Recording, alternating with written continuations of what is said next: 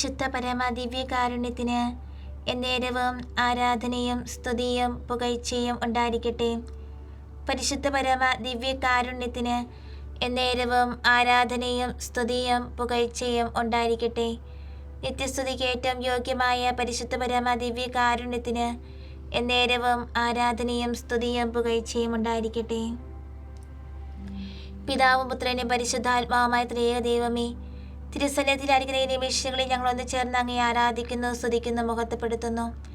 പരമകാരുണ്യവാനായ നല്ല തമ്പുരാനെ, ഈ ദിവസങ്ങളിൽ അങ്ങയുടെ പീഡാനുഭവത്തിൻ്റെ ചരിത്രത്തിലൂടെ അല്ലെങ്കിൽ അങ്ങയുടെ പീഡാനുഭവത്തിൻ്റെ അനുസ്മരണത്തിലൂടെ ഞങ്ങൾ കടന്നു പോവുകയാണ്. ഞങ്ങൾക്ക് വേണ്ടി, ഈ ലോകത്ത് ജനിച്ച ഓരോ മക്കൾക്കും വേണ്ടിയാണ് അങ്ങ് പീഡാസഹനം ഏറ്റെടുത്തത്, അങ്ങ് കുരിശുമരണം വരിച്ചത്. ഈശോയെ, ഇന്നീ ദിനം ലോകമാസകലം അങ്ങയുടെ പീഡാനുഭവ കുരിശുമരണ അനുസ്മരണങ്ങളിലൂടെ കടന്നു പോകുമ്പോൾ അതിലൂടെ ലഭിക്കുന്ന യോഗ്യതകൾ, അതിലൂടെ ലഭിക്കുന്ന പരിഹാരങ്ങൾ, അതിലൂടെ ലഭിക്കുന്ന കൃപാവരങ്ങൾ എല്ലാം സ്വീകരിക്കുവാൻ ഞങ്ങളെ അങ്ങ് അനുഗ്രഹിക്കണമേ. ഈ തിരുമണിക്കൂറിൽ ഈശോയെ, അങ്ങയുടെ മരണത്തോട് ഞങ്ങൾ ചേരുകയാണ്. വിജ്ഞാനം തന്നെയായ ഈശോ തൻ്റെ കുരിശുമരണത്തിൻ്റെ സാഹചര്യങ്ങൾ നിശ്ചയിച്ചിരിക്കുന്നത് കാണാം. കുരിശുമരണത്തിന് ഗാഗുൽത്ത തിരഞ്ഞെടുത്തു. നമ്മോടുള്ള സ്നേഹം പ്രകാശിതമാക്കാൻ നല്ല പ്രായം തിരഞ്ഞെടുത്തു. 33-ാം വയസ്സ്. മനുഷ്യനെ സൃഷ്ടിച്ചത് വെള്ളിയാഴ്ചയായിരുന്നല്ലോ. രക്ഷിക്കാൻ അവിടുന്ന് വെള്ളിയാഴ്ച തന്നെ തിരഞ്ഞെടുത്തു. ആദം പാപം ചെയ്ത സമയത്താണ് ഈശോയുടെ കുരിശുമരണമെന്ന് പറയപ്പെടുന്നു. ഈശോയെ ക്രൂശിച്ച കാര്യം സുവിശേഷകർ ഒരു വാക്കുകൊണ്ടാണ് വിവരിക്കുന്നത്. സങ്കടം കൊണ്ടായിരിക്കാം അവർ അങ്ങനെ ചെയ്തത്. ശേഷമൊക്കെ നമ്മുടെ ഭാവനയ്ക്ക് വിട്ടു തന്നിരിക്കുകയാണ്. അന്തിമ വിധി നാളിൽ യഥാർത്ഥ സ്ഥിതി വെളിവാകും. അപ്പോൾ ഈശോയുടെ കാരുണ്യവും യഹൂദ ജനങ്ങളുടെ ക്രൂരതയും നമുക്ക് സ്പഷ്ടമാകും. കുരിശിൽ ഈശോയെ കൈവിരിച്ച് കിടത്തുന്നതിന് ഒരുക്കമായി പടയാളികൾ അവിടുത്തോട് കുരിശുമരത്തിൽ കിടക്കുവാൻ ആജ്ഞാപിച്ചു. അവിടുന്ന് ഉടനെ മുട്ടുകുത്തി നിത്യപിതാവിനെ കുമ്പിട്ടാരാധിച്ചു. അനന്തരം കുരിശിൽ കിടക്കുന്നത് നമുക്ക് ഭാവനയിൽ കാണാം. ഇതാ എളിമയുടെ പാരമ്യം. അതേസമയം മരണത്തിന്, എത്രയും അപമാനകരമായ കുരിശുമരണത്തിന് കീഴടങ്ങിക്കൊണ്ട് അവിടുന്ന് ദൈവത്തെ മഹത്വപ്പെടുത്തുന്നു. ഇതാ നമ്മുടെ വീണ്ടെടുപ്പിൻ്റെ വില അവിടുന്ന് കൊടുക്കാൻ പോകുന്നു, കുരിശുമരണം. ദൈവപുത്രൻ മനുഷ്യനായതിൽ പ്രകാശിതമായ അനുസരണം വിസ്മരണീയമാണെങ്കിൽ എത്രയോ കൂടുതൽ വിസ്മയാവഹമാണ് കുറ്റവാളിയെപ്പോലെ കുരിശിത്തറയ്ക്കപ്പെടാൻ സമ്മതം കൊടുത്തതിൽ പ്രകാശിപ്പിച്ച അനുസരണം. എങ്ങനെയാണ് ദൈവത്തെ അനുസരിക്കേണ്ടത് എന്ന് ഈശോ നമ്മളെ പഠിപ്പിക്കുന്നു. നീ എങ്ങനെയാണ് അനുസരിക്കുന്നത്? ഓ, എന്തൊരു അത്ഭുതം! സ്വർഗവാസികളെ പോലും ആശ്ചര്യപ്പെടുത്തുന്ന അത്ഭുതം. മാംസത്തിൻ്റെ ദുരാശകൾക്കും ലോകത്തിൻ്റെ ആർഭാടങ്ങൾക്കും വളരെ അനുസരണ നമ്മൾ പ്രകാശിപ്പിക്കുന്നുണ്ട്. നിത്യമരണം പോലും സ്വീകരിക്കുവാൻ നമുക്കൊരു വൈമനസ്യവുമില്ല. നല്ല ദൈവമേ, അനുസരിക്കുന്നവർക്ക് അങ്ങ് നിത്യജീവൻ വാഗ്ദാനം ചെയ്തിട്ടുണ്ട്. എന്നിട്ടും ഞങ്ങൾ അങ്ങേ അനുസരിക്കുന്നില്ല. ഞങ്ങളെ രൂഢമൂലമായിരിക്കുന്ന ദുഷിച്ച സ്നേഹം നിമിത്തമാണ് ഇത്ര നീചമായി ഞങ്ങൾ വ്യാപരിക്കാനിടയാകുന്നത്. ഞങ്ങൾ ജഡത്തെയും ലോകവസ്തുക്കളെയും അത്യധികം സ്നേഹിച്ചുകൊണ്ടിരിക്കുകയാണ്. സ്നേഹം എങ്ങോട്ട് ചാഞ്ഞിരിക്കുന്നുവോ അങ്ങോട്ടാണ് ഞങ്ങളുടെ അനുസരണവും ചാഞ്ഞിരിക്കുന്നത്. സർവശക്തനായ ദൈവമേ, ഞങ്ങളുടെ സ്നേഹത്തെ പവിത്രീകരിക്കണമേ. വ്യർത്ഥവും ക്ഷണികവുമായ വസ്തുക്കളെ സ്നേഹിക്കാതെ നിത്യവും ആധ്യാത്മികവുമായവയെ, ലോകത്തെയല്ല ലോകത്തിലെ സൃഷ്ടാവിനെ സ്നേഹിക്കാൻ ഞങ്ങൾക്ക് നിരന്തര പ്രചോദനം നൽകണമേ. ഞങ്ങൾ അങ്ങയെ വേണ്ട പോലെ സ്നേഹിക്കുകയാണെങ്കിൽ അനുസരിക്കുകയും ചെയ്യും. ഇതാ ഞങ്ങളുടെ ഹൃദയം, അങ്ങയുടെ സ്നേഹം കൊണ്ട് ഞങ്ങളെ നിറയ്ക്കണമേ. എല്ലാ കാര്യത്തിലും പരിപൂർണമായി ഞങ്ങൾ അങ്ങയെ അനുസരിച്ചു കൊള്ളാമെന്ന് വാഗ്ദാനം ചെയ്തു കൊള്ളുന്നു. ദൈവത്തിൻ്റെ ദൃഷ്ടി തിരിച്ചുകൊണ്ട് ഈശോ തൻ്റെ ഘാതകർക്ക് കീഴ്വഴങ്ങുന്നു. അവിടുത്തെ അനുഗ്രഹിക്കാൻ വേണ്ടി ദൈവസ്നേഹത്തെ പ്രതി നമ്മുടെ ഇഷ്ടമല്ല അന്യരുടെ ഇഷ്ടം നമുക്ക് നിർവഹിക്കാം. നമ്മുടെ കീഴിലുള്ളവരെ കൂടി അനുസരിച്ചുകൊണ്ട് നമുക്ക് എളിമ അഭ്യസിക്കാം.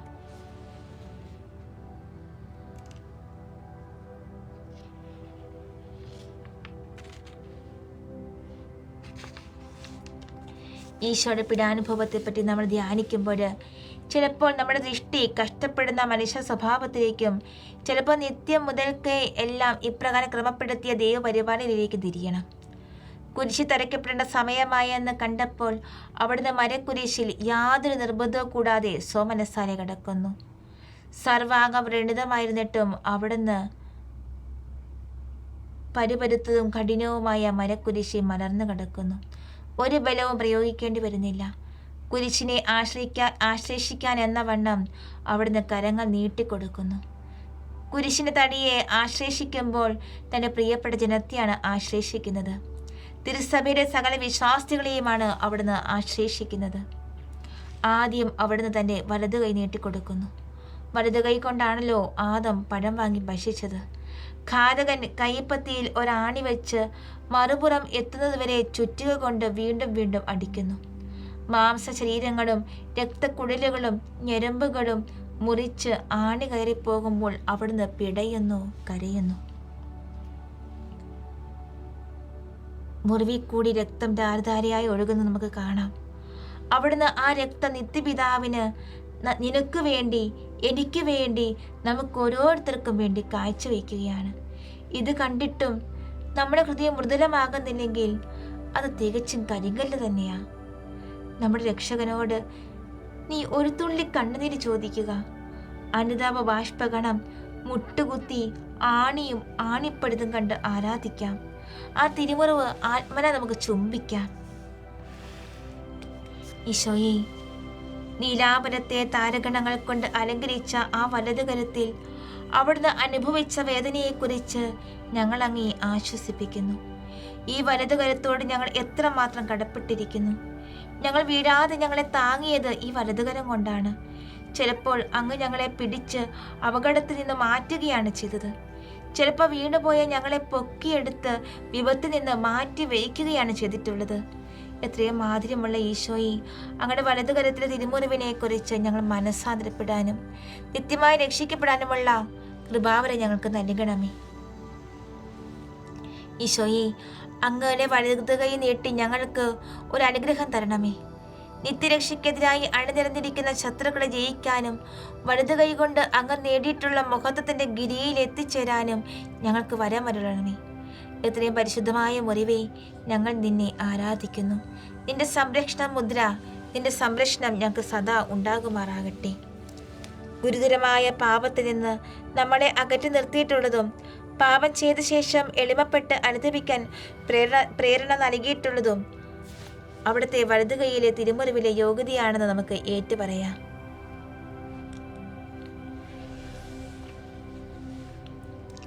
ഇടത് കൈ കുരിശിൽ തറച്ചത് കൂടുതൽ ക്രൂരതയോടെയായിരുന്നു. കുരിശിൽ തയ്യാറാക്കിയിരുന്ന ദ്വാരത്തേക്ക് കൈപ്പത്തിയെ എത്തിക്കാൻ എന്നതിനാൽ പടയാളികൾ ബലം പ്രയോഗിച്ച് നീട്ടിവെച്ചു. അങ്ങനെ തോളിലെ ബന്ധനങ്ങൾ ശിഥിലമാകുന്നു. വലതുകരത്തിലെ മുറിവ് ഒന്നുകൂടി കീറി വലുതാകുകയും ചെയ്യുന്നു. ഇങ്ങനെ ഇടതു കൈയും കുരിശിൽ തറയ്ക്കപ്പെടുന്നു. വേദന വർദ്ധിച്ചു. ക്ഷീണം കൊണ്ട് അവിടുത്തെ ജീവൻ വെടിയുമോ എന്ന് പോലും തോന്നിപ്പോകും. ഒരു മൃഗത്തെ ഇങ്ങനെ കുരിശിൽ തറയ്ക്കുന്നത് കണ്ടാൽ മനുഷ്യ സ്വഭാവം സങ്കടം കൊണ്ട് പെടയും. അങ്ങനെയെങ്കിൽ ഈശോയോട് നാം എന്തുമാത്രം അനുകമ്പ പ്രദർശിപ്പിക്കേണ്ടതാണ്.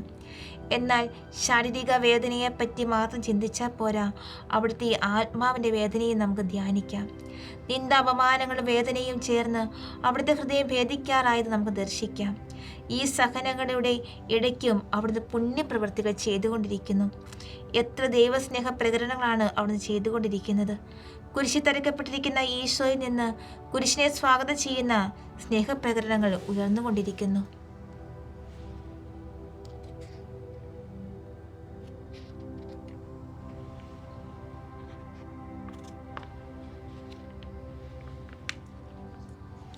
നമുക്ക് അവിടുത്തെ സമീപിച്ചുകൊണ്ട് ഈ മുറിവുകൾ എന്താണെന്ന് ചോദിച്ചു നോക്കാം. സ്നേഹപൂർവമായ അനുസരണയുടെ അടയാളങ്ങളും സാക്ഷ്യങ്ങളുമാവയാണ് അവയെന്ന് അവിടുന്ന് ഉത്തരമരടും. ഈ നിർമ്മല കരങ്ങളെ നോക്കി തന്നെ എന്തെല്ലാം നമുക്ക് പഠിക്കാം. എൻ്റെ പേര് ആ മുറിവുകളിൽ രേഖപ്പെടുത്തിയിരിക്കുന്നു. എന്നിലുള്ള തിന്മകൾ നീക്കം ചെയ്യുന്നതിന് ആ മുറിവുകൾ എൻ്റെ ഹൃദയത്തിൽ പതിപ്പിച്ചുറപ്പിക്കണമേ എന്ന് നമുക്ക് പ്രാർത്ഥിക്കാം. എത്രയും മാധുര്യവാനായ ഈശോയെ, ഞങ്ങളെ സൃഷ്ടിച്ച കരങ്ങളാണല്ലോ ഇപ്പോൾ ആണികൾ കൊണ്ട് കുരിശിൽ തറയ്ക്കപ്പെട്ടിരിക്കുന്നത്. സർവശക്തമായ അങ്ങയുടെ കരങ്ങൾ നിർമ്മിച്ചിരിക്കുന്ന ഞങ്ങളെ അങ്ങ് നിരസിക്കുമോ? ആ കരങ്ങളിലുള്ള വ്രണങ്ങൾ കാണുക. ആണികൾ കൊണ്ട് രക്തത്താൽ ഞങ്ങളുടെ രക്ഷ അവിടെ രേഖപ്പെടുത്തിയിരിക്കുന്നു. ഞങ്ങളുടെ മേൽ കൃപയുണ്ടാകണമേ, ഞങ്ങളെ രക്ഷിക്കണമേ. ഈ മുറിവുകളല്ലാതെ മറ്റൊരിടത്തും ഞങ്ങൾ രക്ഷയോ ആശ്വാസമോ അന്വേഷിക്കുന്നില്ല. സത്യജീവന്റെ ഉറവയാണ് വലതുകരത്തിലെ മുറിവ്. ഇടതുകരത്തിലെ മുറിവ് മുഖത്തു സമ്പത്ത് ഒന്നുകൂടിയിരിക്കുന്നു.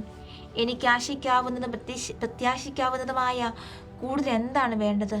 ഞങ്ങളുടെ രക്ഷക, ഞങ്ങളുടെ സ്നേഹവും പ്രത്യാശകളും അങ്ങയുടെ മുറിവുകളിൽ സ്ഥാപിക്കണമേ. അവിടുത്തെ സത്യവും കാരുണ്യവും നീതിയും സമാധാനവും ഒത്തുചേർന്ന് ദൈവത്തോട് ഞങ്ങൾ രമ്യപ്പെടുത്തണമേ. എത്രയും പരിശുദ്ധ മുറിവുകളെ ഞങ്ങൾ നിങ്ങളെ ആരാധിക്കുകയും ചുംബിക്കുകയും ചെയ്യുന്നു. ദൈവവരപ്രസാദം നിരസിക്കപ്പെടാനും തദ്വാര നിത്യമഹത്വം നഷ്ടപ്പെടാനും ഇടയാകുന്ന വിപത്തുകളിൽ നിന്ന് ഞങ്ങളെ രക്ഷിക്കണമേ എന്ന് ഞങ്ങൾ നിങ്ങളോട് പ്രാർത്ഥിക്കുന്നു. ഈശോയുടെ തിരുമുറിവിലാണ് നമ്മുടെ രക്ഷയുടെ പ്രത്യാശ. തന്നിമിത്തം ആ മുറിവുകളിൽ നമ്മുടെ ജീവിതതത്വം രേഖപ്പെടുത്തിയിരിക്കുന്നതായി നമുക്ക് കാണാം. ദൈവത്തെയും നമ്മെ സംബന്ധിച്ചിടത്തോളം അവിടുത്തെ സ്നാനം വഹിക്കുന്നവരെ നമുക്ക് അനുസരിക്കാം.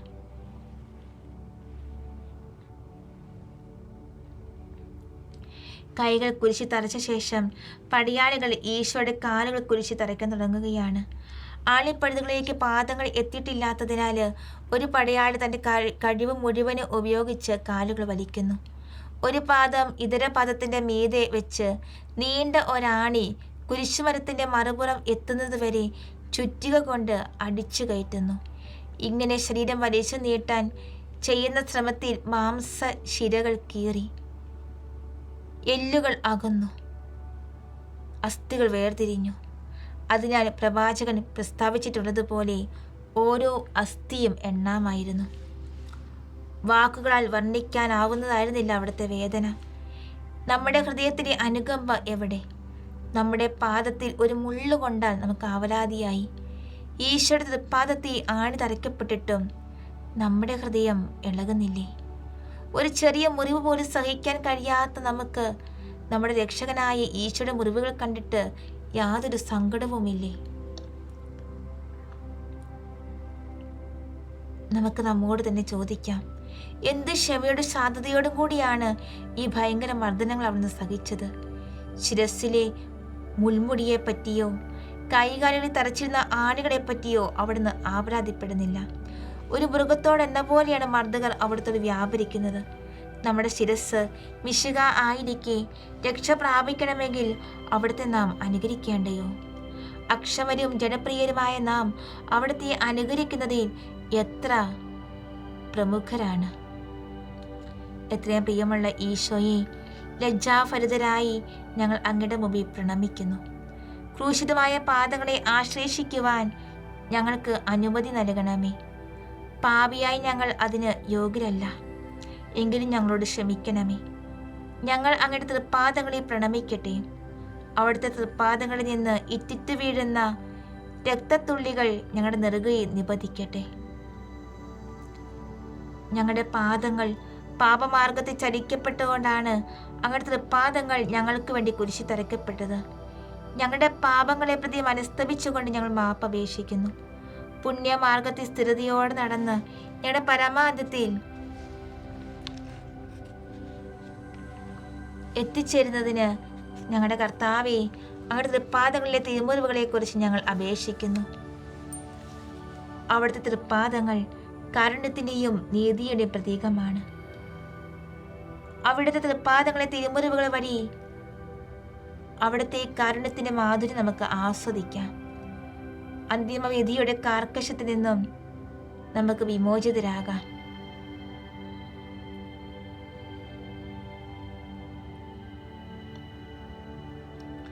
ആണികളെല്ലാം തറച്ച ശേഷം കുരിശിന്റെ മുകളിൽ പടയാളികൾ ഒരു പലക തറച്ചു.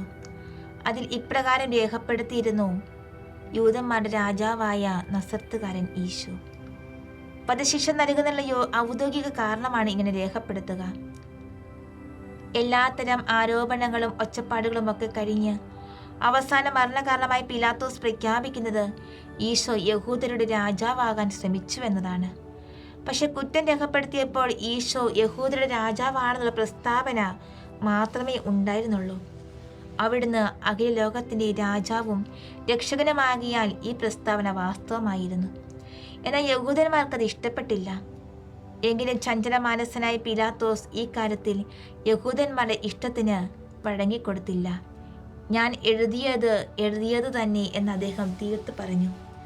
യഹൂദരും പിലാത്തോസും എന്തു തന്നെ നിലച്ചിരുന്നാലും സംഗതി വാസ്തവമാണല്ലോ. ജീവിതത്തിലും മരണത്തിലും അവിടുന്ന് രാജാവ് തന്നെ. ഈശോ ഒരു പ്രധാന പുരോഹിതനാണ്.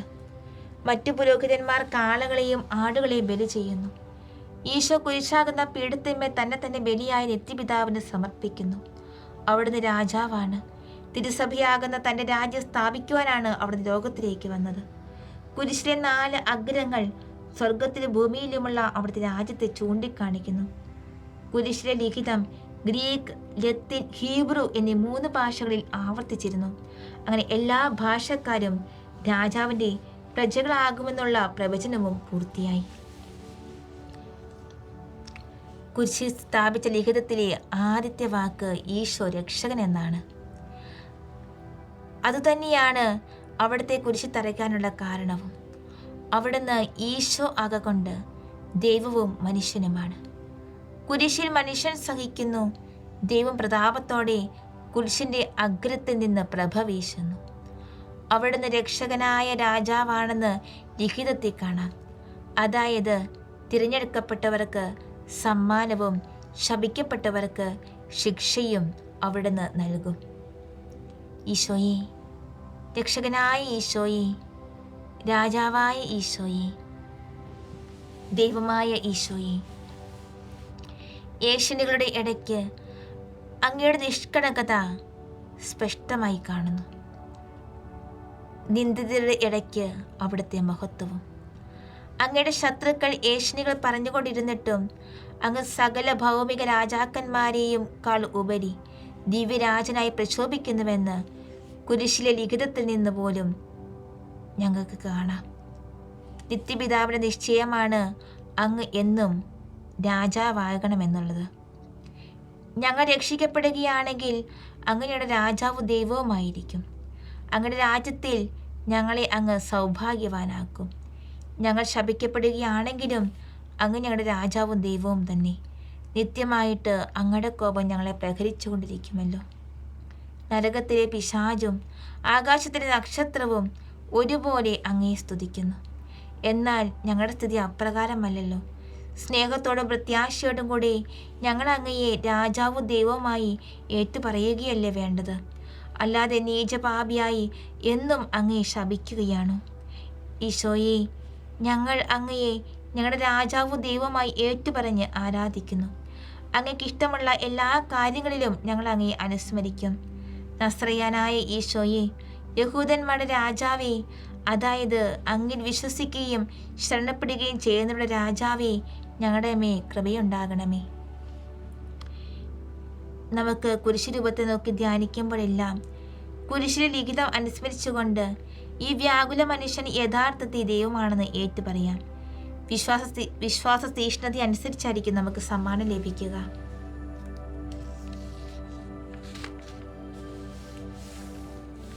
നാല് പടയാളികൾ കൂടിയാണ് ഈശോയെ കുരിശിൽ തറച്ചത്. അവരുടെ ക്രൂരതയ്ക്ക് ശമ്പളം ഒന്നും ലഭിക്കാത്തതിനാൽ മേലങ്കി 4 കീറി അവർ ഭാഗിച്ചെടുത്തു. തയ്യലില്ലാത്ത വസ്ത്രം അവർ നറുക്കിട്ടെടുത്തു.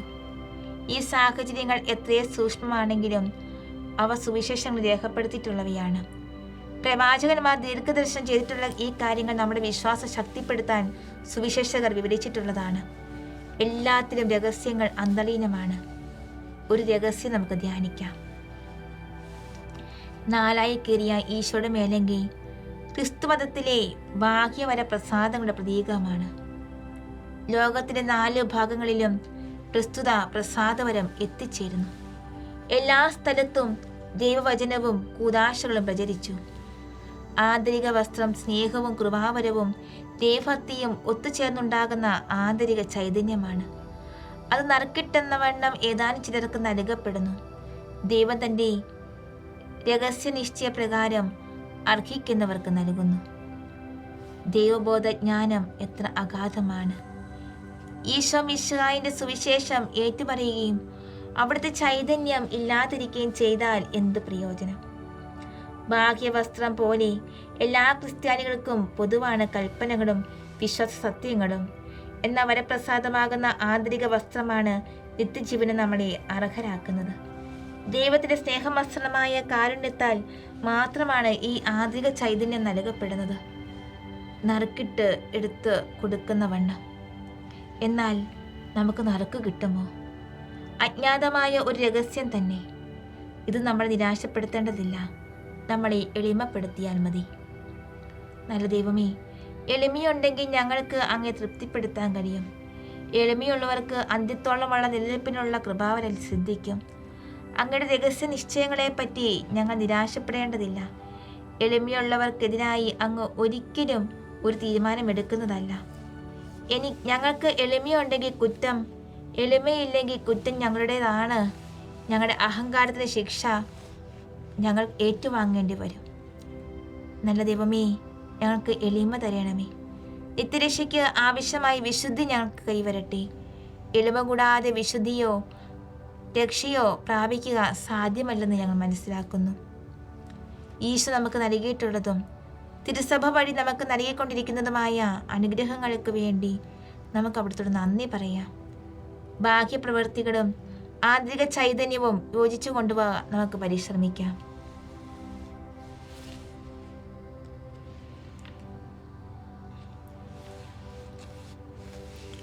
പഴയ നിയമത്തിൽ ബലിവസ്തു പലപ്പോഴും ഉയരത്തിൽ നാട്ടപ്പെടാറുണ്ട്. നമുക്ക് വേണ്ടി ബലി ചെയ്യപ്പെട്ട ഈശോയോടും അപ്രകാരം തന്നെ ചെയ്തു. പടയാളികളെ കുരിശ് നാട്ടാനുള്ള കുഴിയുടെ അരികെ കുരിശുമരം കൊണ്ടുവരികയും സാവധാനത്തിൽ കുരിശ് ഉയർത്തിയ ശേഷം പെട്ടെന്ന് കുരിശ് കുഴിയിലേക്ക് ഇറക്കുകയും ചെയ്തു. കുരിശിന്റെ കട കുഴിയിൽ വീണത് വലിയ ഒരു നടുക്കത്തോടു കൂടിയാണ്. തന്നിമിത്തം ക്രൂശിതനായ ഈശോയുടെ അവയവങ്ങളൊക്കെ ഇളകി മുറിവുകളെല്ലാം വീണ്ടും വീണ്ടും പൊളിഞ്ഞു. എന്തൊരു ഭയങ്കര വേദനയായിരുന്നു അവൻ സഹിക്കേണ്ടി വന്നത്. മരിക്കാൻ മതിയായിരുന്നു ഈ ദേഹശോഭം. ഈശോ തന്നെ ഇത് പ്രവചിച്ചിട്ടുള്ളതാണ്. സർപ്പദംശത്തിൽ നിന്ന് യഹൂദരെ രക്ഷിക്കാൻ മൂശ പിതൃ സർപ്പത്തെ ഉയർത്തി നാട്ടിയതുപോലെ നാരിക സർപ്പത്തിന്റെ ആന്തരിക ദംശനത്തിൽ നിന്നും മനുഷ്യരെ രക്ഷിക്കാൻ ദൈവപുത്രൻ ഉയർത്തപ്പെടുമെന്ന് അവിടുന്ന് തന്നെ പ്രസ്താവിച്ചിട്ടുണ്ട്. ക്രൂശിതനായ ഈശോയെ ഉയർത്തി നിർത്തിയിരിക്കുന്നത് കാണുക. രൂപം കണ്ടാൽ മാത്രം പോരാ, അന്തർലീനമായ സത്യവും ദർശിക്കണം. അവിടുത്തെ വായ് തുറന്നിരിക്കുന്നു, നാവ് രക്തമയം. അവിടുത്തെ കണ്ണുകൾ ഏതാണ്ട് മൃതരുപോലെയാകുന്നു.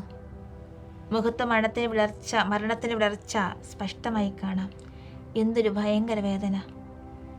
ശരീരത്തിൻ്റെ ഭാരം ആണികളിൽ തൂങ്ങുമ്പോൾ ഉണ്ടാകുന്ന വേദന ആർക്കൂഹിക്കാൻ കഴിയും? ആ കാഴ്ച കണ്ടിട്ട് നമ്മുടെ ഹൃദയം തരിളിതമാകാത്തത് എന്തുകൊണ്ടാണ്? പിശാചുക്കളെ ഈശോ പരാജയപ്പെടുത്തിയിരിക്കുന്നു. അനന്തതന്മയായ അവിടത്തേക്ക് നമ്മെ കീഴ്പ്പെടുത്താൻ കഴിയുന്നുമില്ല. നമ്മുടെ ദുഷ്ടത എത്ര കൂടുതലായിരിക്കുന്നു! ക്രൂശിതനായ ഈശോയെ, അങ്ങയുടെ മുറിവുകളുടെ വിലാപം അങ്ങേയറ്റം പീഡിതനായ അങ്ങയെ സ്നേഹിക്കാൻ ഞങ്ങളെ ഉദ്ബോധിപ്പിക്കുന്നു.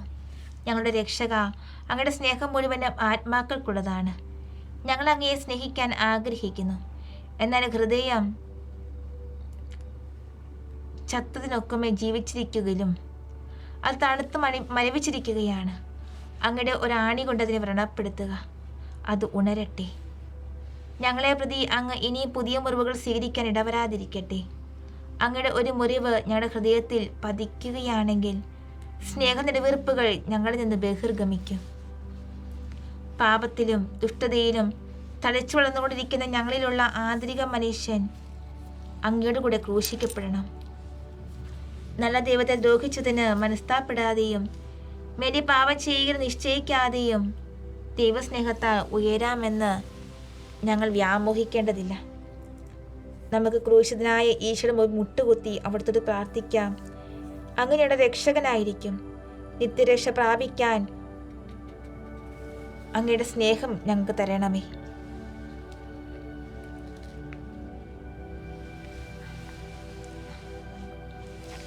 രക്ഷകൻ ഒരു പന്തം പോലെ എല്ലാ വശത്തേക്കും പ്രകാശം വീശണമെന്ന് വിശുദ്ധ ഗ്രന്ഥത്തിൽ എഴുതപ്പെട്ടിട്ടുണ്ട്. ഈശോ കുരിശിൽ തറയ്ക്കപ്പെട്ടപ്പോൾ പന്തം തിരിക്കാലി സ്ഥാപിതമായി. എന്നാൽ അവിടുത്തെ സൽപ്പേര് നശിപ്പിക്കാൻ യഹൂദർ ചെയ്യുന്നത് നമുക്ക് കാണാം. 2 കള്ളന്മാരുടെ കൂടെ കുരിശിൽ തറച്ചു. അവരുടെ കുരിശുകൾ ഇരുവശത്തും നാട്ടുന്നു. അവിടുന്ന് കള്ളന്മാരുടെ തലവനാണെന്ന് തോന്നണം. അവർ ഏഷണികൾ ധാരാളമായി പറഞ്ഞു വരുത്തിക്കൊണ്ട് കഴിഞ്ഞതാണ്. അതുകൊണ്ട് തൃപ്തി അടയാതെയാണ് കള്ളന്മാരുടെ മധ്യയെ ലജ്ജകരാമ വിധം അവിടുത്തെ കുരിശിൽ തൂക്കിയിരിക്കുന്നത്. ജെറുസലേം നഗരത്തിലെ 2 കുപ്രസിദ്ധ കൊള്ളക്കാരേക്കാൾ നീചനെന്ന് തോന്നുമാറ് എല്ലാ ജനങ്ങൾക്കും കാണത്തക്ക വിധം അവിടുന്ന് ക്രൂശിതനായിരിക്കുന്നു. തനിക്ക് വന്നിരിക്കുന്ന അപമാനത്തെപ്പറ്റി അവിടുന്ന് ബോധവാനാണ്. അതിസങ്കടവും അതൃപ്തിയും സ്വാഭാവികമായിട്ടുണ്ട്. എന്നിട്ട് ക്ഷമാപൂർവ്വം ശാന്തമായി സർവ്വതും അവിടുന്ന് സഹിക്കുന്നു. ആരാണ് ഇത് കണ്ടാൽ ആശ്ചര്യപ്പെടാതിരിക്കുക? ലോകത്തിൻ്റെ അഹങ്കാരത്തെ എളിയ സഹനം കൊണ്ട് അവിടുന്ന് ജയിക്കുന്നത് കാണാം. അവിടുത്തെ നമുക്ക് അനുകരിക്കാം. ഈശോയെ, കാലിത്തൊഴുത്തി 2 മൃഗങ്ങളുടെ മധ്യേ അങ്ങ് ജനിച്ചു. 2 കൊള്ളക്കാരുടെ മധ്യേ ക്രൂശിക്കപ്പെടുന്നു. ഇവ രണ്ടും എത്ര മഹാ എളിമയാണ് പ്രകാശിപ്പിക്കുന്നത്. താബോർ മലയിൽ മൂശിയുടെയും ഏലിയയുടെയും മധ്യേ ഉജ്ജ്വലപ്രഭയോടെ അങ്ങ് വെട്ടിത്തിളങ്ങിയപ്പോൾ അങ്ങയുടെ മുഖത്തം കാണാൻ 3 പേര് മാത്രമേ ഉണ്ടായിരുന്നുള്ളൂ. എന്നാൽ ഗാഗുൽത്തായിലെ ഈ നിന്ദ്യാവസ്ഥ കാണാൻ, കുറ്റവാളികളായി കുരിശിൽ തറക്കപ്പെട്ടിരിക്കുന്നത് സാക്ഷ്യം വഹിക്കാൻ സഹസ്രക്കണക്കിന് ആളുകളുണ്ട്. അവിടുത്തെ എളിമ നമുക്ക് കാണാം. നിത്യവചനമേ, അങ്ങയുടെ കഷ്ടസ്ഥിതിയെ ഞങ്ങൾ അങ്ങയെ ആശ്വസിപ്പിക്കുന്നു. പിതാവിനും പരിശുദ്ധാത്മാവിനും മധ്യം നിൽക്കേണ്ടവൻ 2 കള്ളന്മാരുടെ മധ്യത്തിൽ. എന്തൊരു വിവീരാതാഭാസം! മഹത്വരാജൻ ഇങ്ങനെ കഷ്ടപ്പെടുന്നത് കണ്ട് ഞങ്ങൾ സങ്കടപ്പെടുന്നു. അങ്ങയുടെ മഹനീയ മാതൃകയ്ക്കും കൃതജ്ഞതാസ്തോത്രം. ഏതെങ്കിലും നിന്ദാപമാനങ്ങളെ അഭിമുഖീകരിക്കേണ്ടി വരുമ്പോൾ അങ്ങയുടെ എളിമയും ക്ഷമയും ഞങ്ങൾ കണ്ടുപഠിക്കുകയായിരുന്നെങ്കിൽ എത്ര മനോഹരമായിരുന്നു. എന്നാൽ ഞങ്ങൾക്ക് എളിമയുമില്ല, ക്ഷമയുമില്ല. അങ്ങയെ അനുകരിക്കാൻ വേണ്ടി ഞങ്ങൾ അവയെ അത്യധികം ആഗ്രഹിക്കുന്നു. ക്രൂശിക്കപ്പെടാൻ മനസ്സായ ഈശോയെ, ഞങ്ങളെ ശിക്ഷിക്കല്ലേ, രക്ഷിക്കണമേ. ഞങ്ങളുടെ ആഗ്രഹങ്ങൾ സാധിച്ചു തരണമേ. ഞങ്ങളുടെ അഹങ്കാരത്തെയും ധാഷ്ട്യത്തെയും രേഖപ്പെടുത്തുന്നതിന് അങ്ങയുടെ പീഡാനുഭവം മതിയാകാതെ വരികയാണെങ്കിൽ ഞങ്ങൾ എത്രയും നിർഭാഗ്യരാണ്. പരീക്ഷണം ഉണ്ടാകുമ്പോൾ അന്യരിൽ നിന്നും ക്ഷമ പ്രതീക്ഷിക്കുന്നതിന് പകരം നമുക്ക് തന്നെ ക്ഷമ അഭ്യസിക്കാം. മറ്റുള്ളവരെ എളിമപ്പെടുത്തേണ്ടതിന് പകരം നമുക്ക് നമ്മെ തന്നെ എളിമപ്പെടുത്താം. ഈശോയുടെ സൽപ്പേര് നശിപ്പിക്കാനാണ് യഹൂദന്മാർ അവിടുത്തെ 2 കള്ളന്മാരുടെ മധ്യേ കുരിശിൽ തറച്ചത്. എന്നാൽ ദൈവത്തിൻ്റെ ഉദ്ദേശം അതായിരുന്നില്ല. അങ്ങനെ നമ്മുടെ രക്ഷകന്റെ പ്രവചനം നിറവേറ്റി. പാപികളുടെ മധ്യേ പാപിയെപ്പോലെ മരിച്ചത് പാപികളുടെ രക്ഷയ്ക്ക് വേണ്ടിയും താൻ മരിക്കുന്നുവെന്ന് സ്പഷ്ടമാക്കാനാണ്. എല്ലാവരുടെയും രക്ഷയ്ക്ക് വേണ്ടിയാണല്ലോ അവിടുന്ന് മരിച്ചത്. ദുഷ്ടരുടെ ഗണത്തിൽ താൻ എണ്ണപ്പെടുമെന്ന് അവിടുന്ന് പ്രവചിച്ചിരുന്നതാണ്. ആ പ്രവചനം പൂർത്തിയാകുന്നുവെന്ന് മനസ്സിലാക്കാതെ യഹൂദന്മാർ അവിടുത്തെ പ്രവചനം പൂർത്തിയാക്കുന്നതിന് കരുക്കളായി.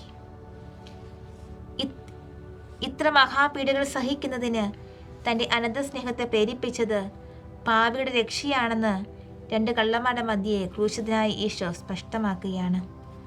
പാപിയുടെ സ്മൃതികരമായ രോഗത്തിന് ഔഷധമായി തൻ്റെ തിരുമുറിവുകളിൽ നിന്നുമുള്ള രക്തം അവിടുന്ന് കാഴ്ചവെക്കുന്നു.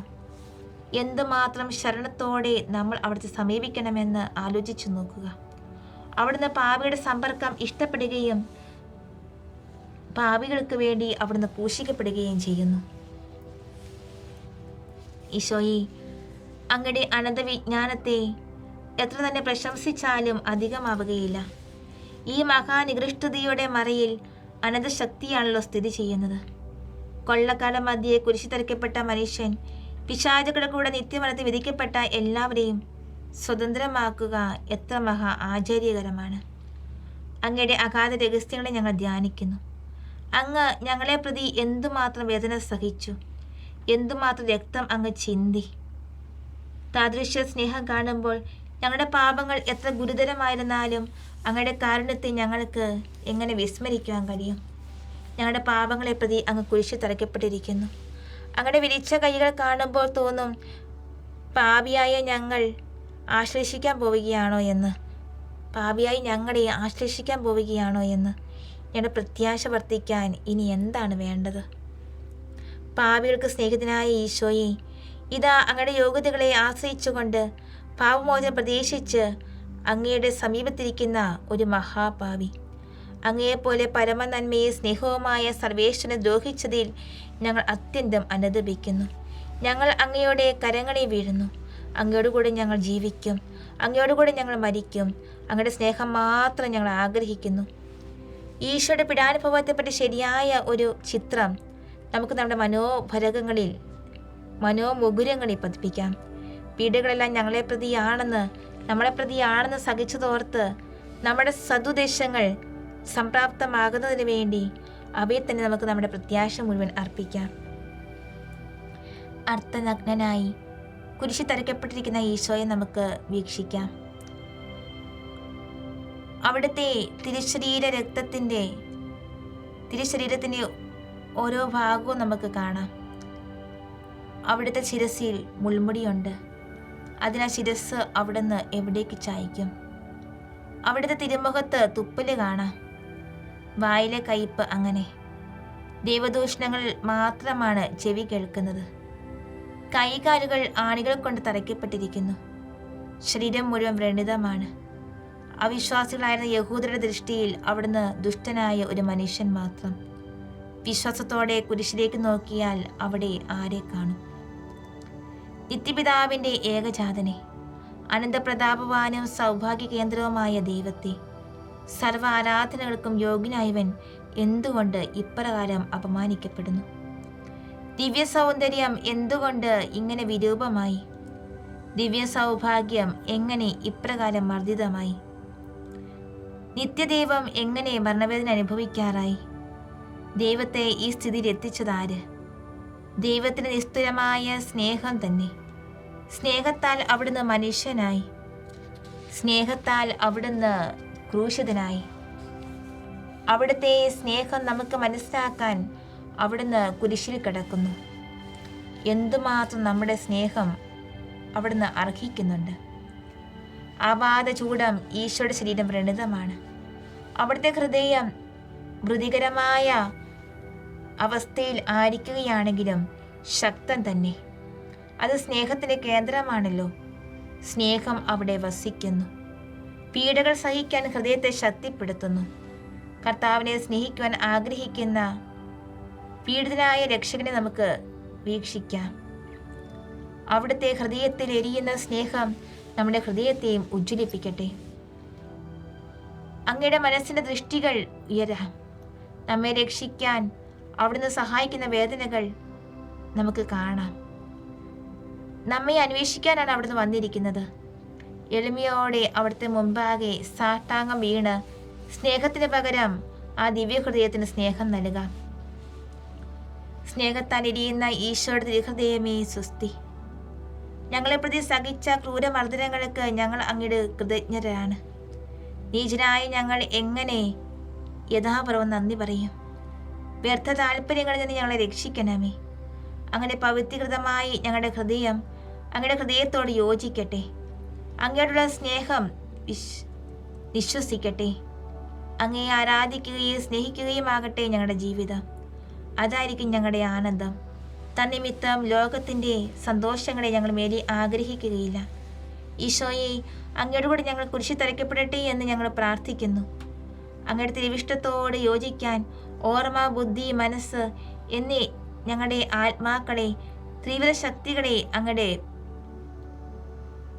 മൂന്നാണികൾ കൊണ്ട് തറച്ചു നിർത്തുക. ദൈവത്തിന് ഇഷ്ടപ്പെടാത്ത യാതൊന്നും നമുക്ക് ഓർക്കേണ്ട. ദൈവത്തിന് അപ്രിയമായ യാതൊന്നും നമുക്ക് വിചാരിക്കേണ്ട. ദൈവത്തിന് അനിഷ്ടമായ യാതൊന്നും നമുക്ക് ആഗ്രഹിക്കേണ്ട.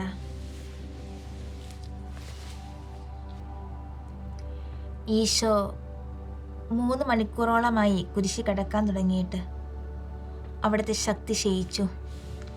ശ്വാസോച്ഛ്വാസം പ്രയാസമായി. പെട്ടെന്ന് അവിടുന്ന് ഉച്ചത്തിൽ നിലവിളിക്കുന്നതായി കേട്ടു. അക്ഷമ കൊണ്ടോ വേദന കൊണ്ടോ അല്ല അങ്ങനെ ചെയ്തത്. ജീവിതത്തിൽ ഒരിക്കലും അവിടുത്തെ പ്രശാന്തതയ്ക്ക് ഭംഗം വന്നിട്ടില്ല. ശരീരത്തിൻ്റെയും ആത്മാവിൻ്റെയും വേദന ഉച്ചിയിലെത്തിയെന്ന് സ്പഷ്ടമാക്കുന്നതിന് തന്നെയാണ് അവിടെ നിലവിളിച്ചത്. ലോകരക്ഷകൻ തൻ്റെ മരണത്തിന് മുമ്പ് തൻ്റെ വേദനകൾ നിമിത്തം ഉറക്കം നിലവിളിക്കുമെന്ന് പ്രവചനമുള്ളതാണ്. ദീർഘദർശി പ്രവചിച്ചിരിക്കുന്ന നിറവേറാതിരിക്കുമോ? ഇതുവരെ അവിടെ നിലവിളിച്ചില്ല. എന്നാൽ ഇപ്പോൾ പ്രസവവേദന അനുഭവിക്കുന്ന സ്ത്രീയെപ്പോലെ ശക്തി മുഴുവനും എടുത്ത് അവിടെ നിലവിളിച്ചു, എൻ്റെ ദൈവമേ, എൻ്റെ ദൈവമേ, എന്തുകൊണ്ട് എന്നെ ഉപേക്ഷിച്ചു? ദൈവസ്വഭാവം തന്നെ നിന്ന് വേർപിരിഞ്ഞു പോയെന്ന് ഈശോ അപരാധപ്പെടുകയല്ല.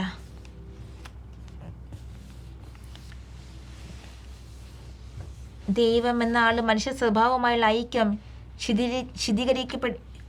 ശീതീകരിക്കപ്പെടാവുന്നതല്ലോ. പിതാവ് പുത്രന് സാരാംശത്തിൽ ഒന്നാണ് താനും. അതിനാൽ ഈശോയുള്ള മനുഷ്യനാണ് അപരാധിപ്പെടുന്നത്. ദൈവസ്വഭാവത്തിൽ നിന്ന് തനിക്ക് യാതൊരു ആശ്വാസം ലഭിക്കില്ലെന്നുള്ള കാര്യം അവിടുന്ന് വെളിപ്പെടുകയാണ്. ഈശോ ദൈവമായതുകൊണ്ട് സഹായത്തിന് യാതൊരു കുറവും ഉണ്ടായിരുന്നില്ല എന്നുള്ള വസ്തുത കണക്കിലെടുത്താലേ നമ്മുടെ പീഡാനുഭവ ധ്യാനം പ്രായോഗികമാവുകയുള്ളൂ. അതിനാൽ ഈശോയുടെ ഈ വാക്കുകൾ പലപ്പോഴും നമുക്ക് ധ്യാന വിഷയമാക്കാം. പല രഹസ്യങ്ങൾ ഈശോയുടെ വാക്കുകളിൽ അന്തർലീനമാണ്. പാപം ദൈവത്തിൽ നിന്നുള്ള അകൽച്ചയാണല്ലോ. ഈശോ മനുഷ്യവർഗത്തെ പാപങ്ങളെല്ലാം ഏറ്റെടുത്തപ്പോൾ ദൈവത്തിൽ നിന്നുള്ള അകൽച്ചയും അവിടത്തേക്ക് അനുഭവപ്പെട്ടു. അതിനാൽ ഈശോ ഈ പരിത്യക്ത അവസ്ഥയിൽ എത്തുന്നത് നമ്മുടെ പാപങ്ങൾ മുഖാന്തരമാണ്. ഇത് ഈശോയ്ക്കും എത്രമാത്രം വേദനാജനകമായിരുന്നുവെന്ന് നമുക്ക് ധ്യാനിക്കാം. ദൈവപുത്രനായ ഈശോ ഈ പരിത്യക്ത അവസ്ഥയെ കൂടെ കടന്നു പോകേണ്ടി വരുന്നുവെങ്കിൽ നമ്മുടെ പാപങ്ങൾ നിമിത്തം നമ്മുടെ അവസ്ഥ എന്തായിരിക്കും? ഈശോയുടെ പരിത്യക്ത അവസ്ഥ താൽക്കാലികമായിരുന്നു. എൻ്റേത് എന്നേക്കുമാകാൻ പാടില്ലായകയില്ലല്ലോ. നമ്മുടെ നിർഭാഗ്യമായ മാന്യത ഏത് ശിക്ഷയാണാവോ തരുന്നത്, എനിക്ക് വരുത്തിക്കൂട്ടാൻ പോകുന്നത്? ആകയാൽ നമ്മുടെ പാപങ്ങളെക്കുറിച്ച് നമുക്ക് മനസ്തപിക്കാം. ഈശോയെ, ഞങ്ങളുടെ പീഡാനുഭവത്തിൽ നിന്ന്, പ്രത്യേകിച്ച് കുദാശകളിൽ നിന്ന് ഞങ്ങൾ പ്രയോജനം എടുത്തിട്ടില്ല. ദിവ്യരക്ഷക, അങ്ങ് ഞങ്ങൾക്കായി നേടിയിട്ടുള്ള കൃപാവരത്താൽ ഞങ്ങളെ സഹായിക്കണമേ. ഞങ്ങൾ അങ്ങയുടെ കുരിശിനോട് ചേർന്ന് നിൽക്കും. അങ്ങയുടെ കാരുണ്യത്താൽ ഞങ്ങൾ പരിത്യക്തരായിരിക്കുകയില്ല എന്ന് ഞങ്ങൾ പ്രത്യാശിക്കുന്നു.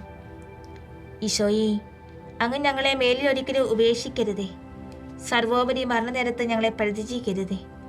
ജീവിതത്തിലും മരണത്തിലും മരണാനന്തരവും അഭേദമാംവിധം ഞങ്ങൾ അങ്ങോട്ട് യോജിച്ചിരിക്കുവാൻ അങ്ങ് അനുഭവിച്ച പരിത്യക്തതയെക്കുറിച്ച് ഞങ്ങൾ അപേക്ഷിക്കുന്നു. ദൈവം നമ്മളെ ഉപേക്ഷിക്കുമോ എന്ന് നമ്മൾ ഭയപ്പെടുന്നു എന്ന ആദ്യഭാവം ചെയ്യുന്ന അവസരത്തിൽ തന്നെ അങ്ങ് ഞങ്ങളെ ഉപേക്ഷിച്ചില്ലെങ്കിലോ? ഒരിക്കൽ കൂടി നമ്മൾ പാപം ചെയ്യുന്നുവെങ്കിൽ നമുക്ക് ദുരിതം. നമ്മൾ ദൈവത്താൽ പരിത്യക്തനാകിയാൽ നമ്മളെ എന്നേക്കുമായി അവിടെ നശിപ്പിച്ച് കളയുക തന്നെ ചെയ്യും.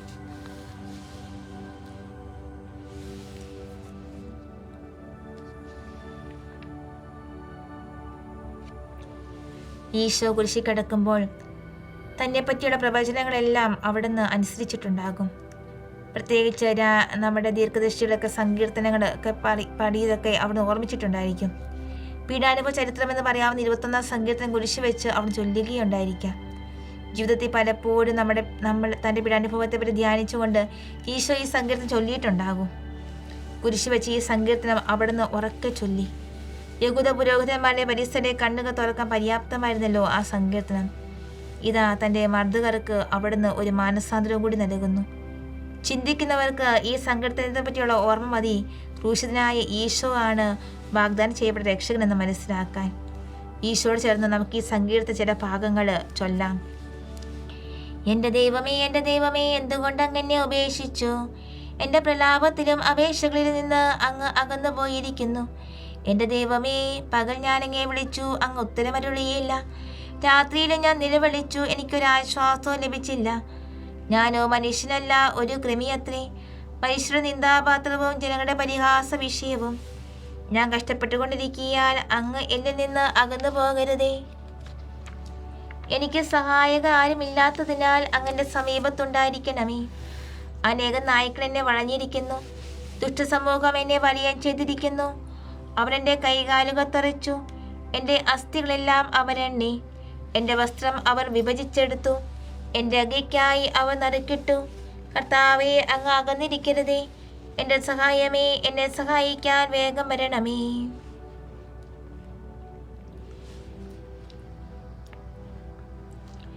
എത്ര അനർത്ഥമായിരിക്കുക ഈ പ്രവചനം.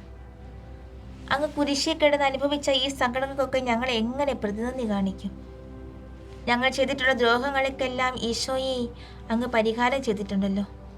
ഞങ്ങളുടെ തെറ്റുകൾ അങ്ങ് ക്ഷമിക്കണമേ. അങ്ങയുടെ പീഡാനുഭവത്തിൻ്റെയും പരിത്യക്താവസ്ഥയുടെ യോഗ്യതകളെക്കുറിച്ച് അങ്ങ് യഥാസ്നേഹം യഥാഭാഗം സ്നേഹിക്കുവാൻ ഞങ്ങൾക്ക് വരം തരണമേ. സൃഷ്ടിയിൽ അങ്ങ് പിതാവാണെങ്കിൽ രക്ഷണക്രമത്തിൽ അങ്ങ് ഞങ്ങൾക്ക് മാതാവുമായിരിക്കണമേ. അങ്ങനെ അങ്ങ് ഞങ്ങളുടെ പിതാവും മാതാവും സഹോദരനുമായിരിക്കൊണ്ട് ഭൂമിക്ക് സ്വർഗത്തിലുമുള്ള അവകാശവും അങ്ങ് ഞങ്ങൾക്ക് നൽകണമേ. സ്നേഹം സ്നേഹത്താലേ വീടപ്പെടുകയുള്ളൂ. ദൈവത്തെ സ്നേഹിച്ചാൽ മാത്രമേ നമുക്ക് അവിടുത്തെ തൃപ്തിപ്പെടുത്താൻ സാധിക്കുകയുള്ളൂ. എന്നിട്ട് നമ്മൾ അവിടുത്തെ സ്നേഹിക്കുന്നില്ല. മാത്രമല്ല, നമ്മൾ അവിടുത്തെ നിന്ദിക്കുകയും ദ്രോഹിക്കുകയും ചെയ്യുന്നു. നീചനായ നമുക്ക് അനുതാപ പ്രകരണവും എളിമ പ്രകരണവും ചൊല്ലി പ്രാർത്ഥിക്കാം. സർവശക്തനായ നല്ല തമ്പുരാനെ, ഈ പീഡാനുഭവ ദിവസത്തിൽ, ഈ ഗുഡ് ഫ്രൈഡേയിൽ, ഈ തിരുമണിക്കൂറിൽ അങ്ങയുടെ സന്നിധിയിലായിരിക്കുവാനായിട്ട് ഞങ്ങളെ അങ്ങ് അനുഗ്രഹിച്ചതിനെ ഓർത്ത് നന്ദി പറയുന്നു. ഈശോയെ, ഞങ്ങളുടെ മേൽ കരുണയായിരിക്കണമേ. അങ്ങയുടെ കൃപാവരം ഞങ്ങൾ ചൊരിയണമേ. അങ്ങയുടെ ദാനങ്ങൾ ഞങ്ങളിലേക്ക് വർഷിക്കണമേ. ഞങ്ങളെ എളിമപ്പെടുത്തണമേ. ഈശോയെ നന്ദി, ഈശോയെ സ്തുതി, ഈശോയെ ആരാധന. പരിശുദ്ധ പരമ ദിവ്യകാരുണ്യത്തിന് എന്നേരവും ആരാധനയും സ്തുതിയും പുകഴ്ചയും ഉണ്ടായിരിക്കട്ടെ. പരിശുദ്ധ പരമ ദിവ്യകാരുണ്യത്തിന് എന്നേരവും ആരാധനയും സ്തുതിയും പുകഴ്ചയും ഉണ്ടായിരിക്കട്ടെ. പരിശുദ്ധ പരമ ദിവ്യകാരുണ്യത്തിന് എന്നേരവും ആരാധനയും സ്തുതിയും പുകഴ്ചയും ഉണ്ടായിരിക്കട്ടെ.